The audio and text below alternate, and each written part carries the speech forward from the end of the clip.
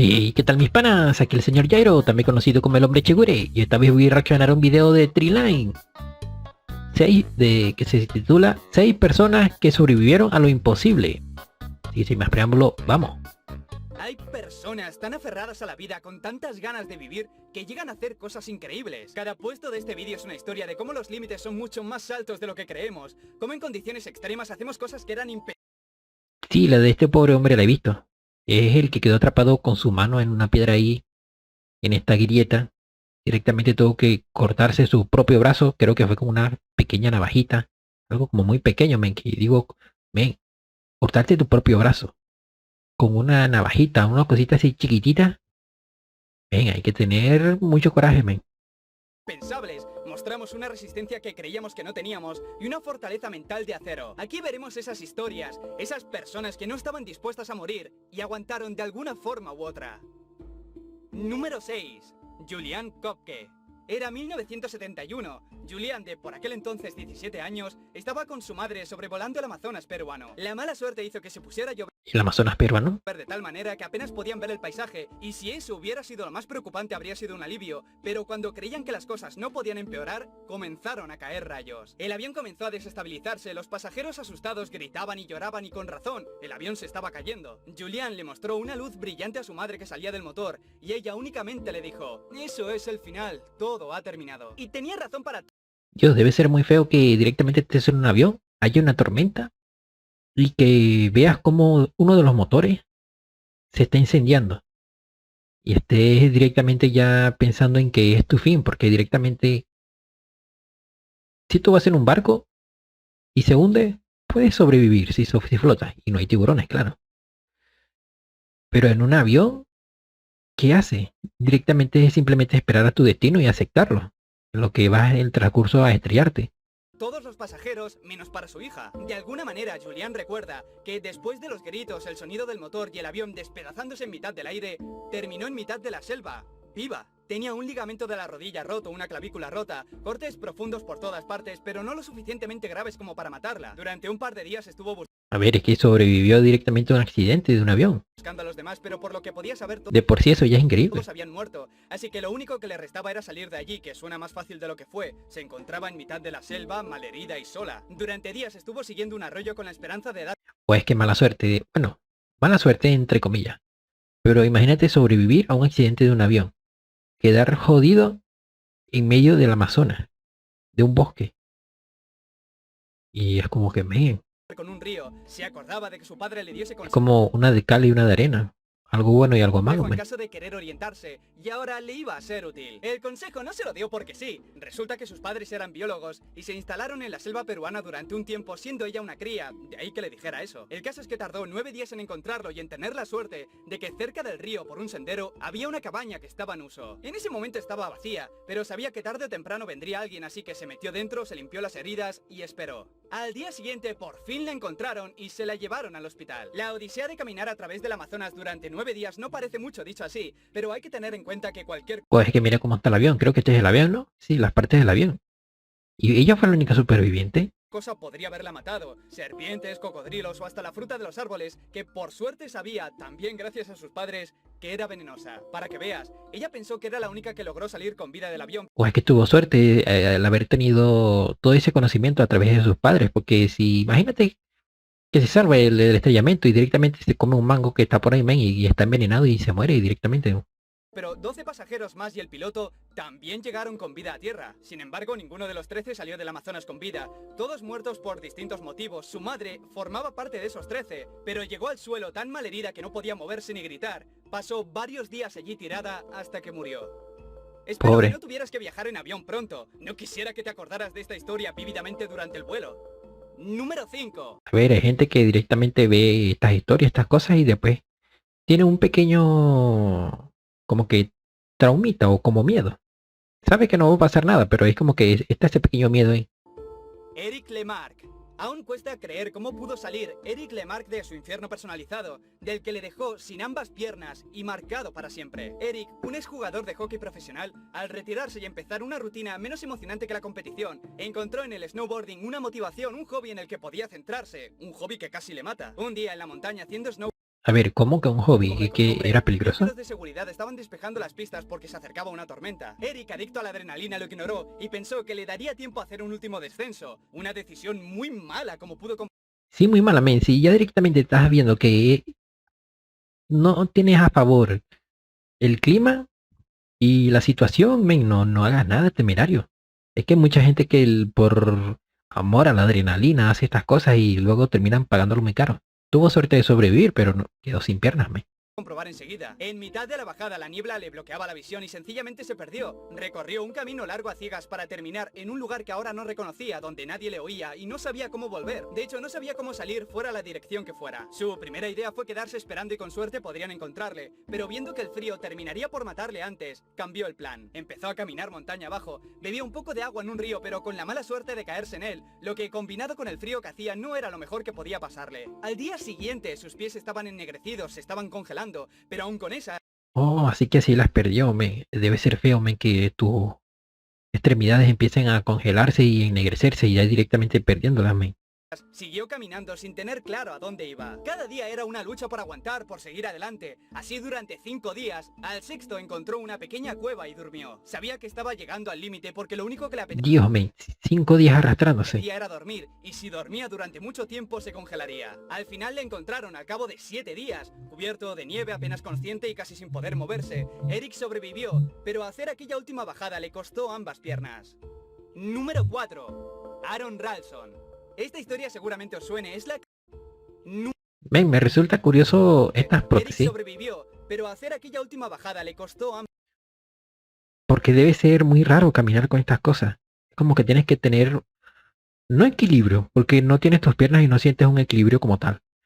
Pero yo, como por ejemplo, una vez se me durmió mi pierna, una pierna se me durmió, me levanté y di el primer paso y cuando iba a dar el otro paso de la pierna que estaba dormida, directamente no la sentí y me caí. Pero es que cómo se debe sentir tener las dos piernas así, men. ambas piernas. Número 4. Debe ser jodido Aaron y muy Ralston. difícil de Esta acostumbrarse. historia seguramente os suene, es la que se tomó como inspiración para hacer la película 127 horas. Aaron Ralston es este hombre, un montañista que tuvo la feliz idea de ir a dar un paseo a uno de los cañones de Utah, solo y sin avisar a nadie. Y sin nadie que te eche de menos, no saldrán a buscarte si ocurre algo que es... Sí, men, no es buena idea directamente incursionar en una aventura sin decirle absolutamente a nadie, sin avisarle a alguien de dónde posiblemente estarás, men. Porque si te llega a pasar algo, si no puedes comunicarte, estás jodido directamente. es lo que le pasó a él. En mitad de ese paseo por los cañones, Y mucha gente ha perdido su vida simplemente por eso, porque se ha ido una caminata al bosque, ha incursionado en una montaña, se fue a hacer alpinismo y tuvo un accidente y directamente hubiesen podido haberse salvado si hubiesen dicho dónde estaban, pero decidieron no hacerlo y terminaron pereciendo. Aaron se cayó en una brecha, acompañado por una roca que no solo le aplastó la mano contra la pared, sino que lo aprisionó. Ni empujando, ni tirando, ni intentando levantar la roca de 90 kilos, no había forma de salir de esa situación. Los primeros 2 días trató de pensar que aún existía la posibilidad de que le encontraran, que ¿Esta foto se la tomó el mismo o es de la película? pasara algún montañista o alguien y le viera, pero se había alejado demasiado y No, esperar es no esta. servía para nada. Nadie lo encontraría. El tercero y el cuarto seguía siendo una lucha de aguante, racionar la comida y el agua hasta que se terminaron. Ya no le quedaba ¿No había bebido su propia orina o algo así?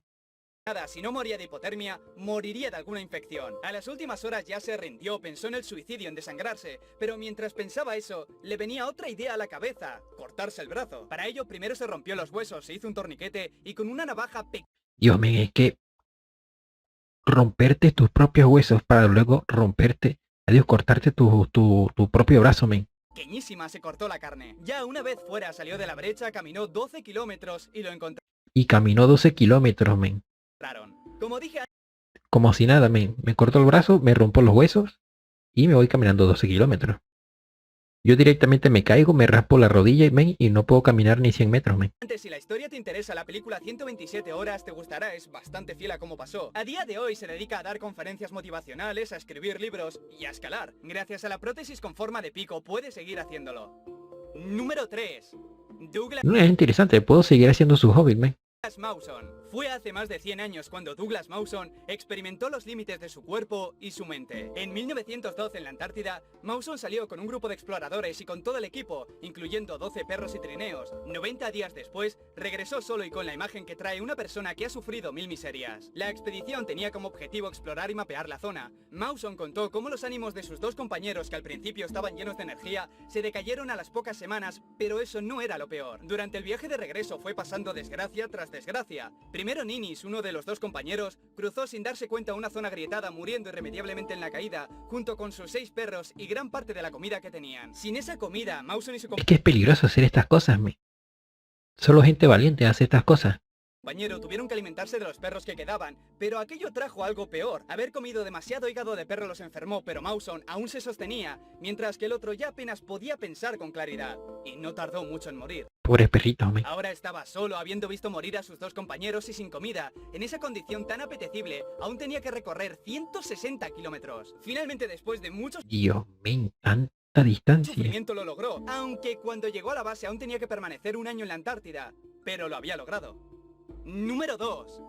Dios, es que vivir todo eso y luego llegar a un sitio seguro y luego decir que tienes que estar un año más ahí, No estaría obviamente en las mismas condiciones que estaba, pero es muy fuerte psicológicamente. Steven Callahan. Veamos, de momento hemos tenido una niña en el Amazonas, un ex deportista en la montaña, un geólogo en la Antártida y ahora solo nos falta el mar, y para ello tenemos a Steven Callahan, el hombre que estuvo más de 2 meses a la deriva. Un hombre que desde los 20 años ha estado en el mar, un apasionado de los barcos, diseñarlos y construirlos. A los 29 años iba a cumplir su sueño de navegar por primera vez a través del Atlántico. El viaje de ida fue perfecto y la primera semana del regreso a casa también, pero a partir de ahí se terminó su suerte. Cuenta que durante la noche algo golpeó su barco, no sabe si fue una ballena o un tiburón, pero lo que sí pudo saber es que había roto el casco y no paraba de entrar agua. El daño era demasiado grande.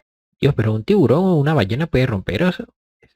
Y por la cantidad de agua que entraba se hundiría pronto. Eso ya era insalvable, lo único que podía hacer era buscar la balsa, buscar agua, comida, bengalas y demás, y salir cuanto antes. Hay que remarcar que todo eso lo hizo con el barco lleno de agua. Se hundía, buscaba las cosas y regresaba. Hecho eso, había logrado salvar la vida, pero se encontraba a la deriva, en mitad de ninguna parte, y su única esperanza era que le encontrasen. Y eso podía perfectamente no ocurrir nunca. Cada día se sentía como un castigo, pero siguió adelante. A las 2 semanas, Callahan se sentía aliviado porque pudo ver un barco a lo lejos, pero pese a que disparó las bengalas, no le vieron. Y no fue el único. De vez en cuando veía barcos a lo lejos, pero ni... Debe ser una situación directamente muy de desesperación, Directamente ver que hay barcos y son tu única esperanza y lanzar incluso bengalas y que no te vean, Debe ser una imagen muy desoladora ver que un barco que era tu última esperanza desaparecer en el horizonte, ninguno de ellos le vieron a él. Entre Cualquier persona directamente perderá las esperanzas, pero este men estuvo meses, ¿no? Dijo. barco y barco pasó un mes y su cuerpo ya se resentía. Tenía hambre y sed constantemente, el agua salada le provocó llagas en la piel y le dolían los huesos por tener un espacio tan limitado. Después de 50 días ya no tenía esperanza, solo aguantar lo máximo posible, y si tenía que morir, que así fuese. Finalmente, toda la suerte que no había tenido hasta el momento la tuvo a los 76 días, cuando un barco pesquero por fin logró... Dios mío, 76 días. verle y rescatarle. Creo que lo peor de toda esta historia son los primeros barcos. Verlos, intentar hacer lo posible para que te vean pero que pasen de largo. Tiene que quitar las esperanzas de golpe. Y mucho más se ocurre varias veces como le pasó a él. Es que es eso, le pasó varias veces.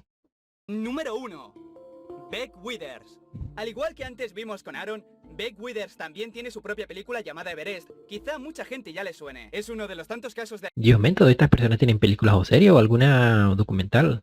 accidentes y muertes que ha dejado el Everest, más en aquella época que fue cuando se puso de moda y todo el mundo quería intentarlo. Withers es de los que tuvieron tanta mala suerte como buena suerte, porque si bien terminó con una mano amputada y casi también la otra, no murió. O sí, porque según su relato cuenta que murió durante 12 horas.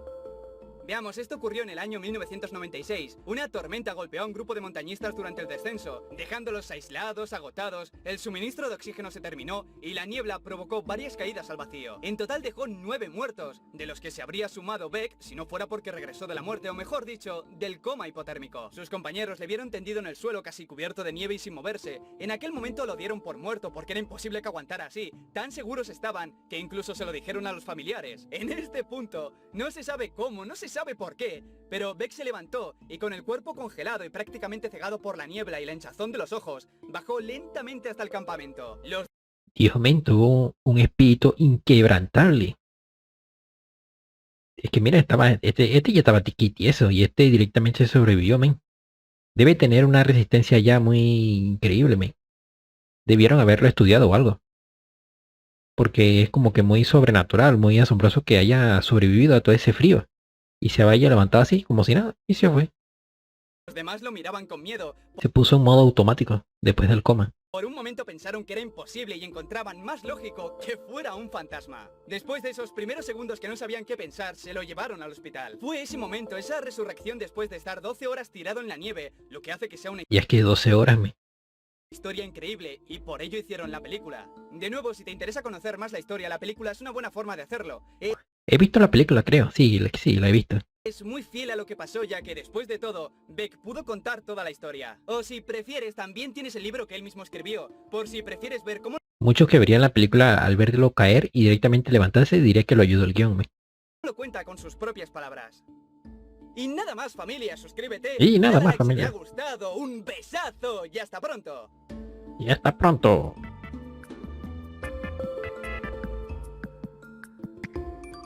Y bien. Y bueno, chicos, y eso ha sido todo el video. Si te ha gustado, no olvides comentar, darle like y suscríbete. Nos vemos en otro video. Chao, chao.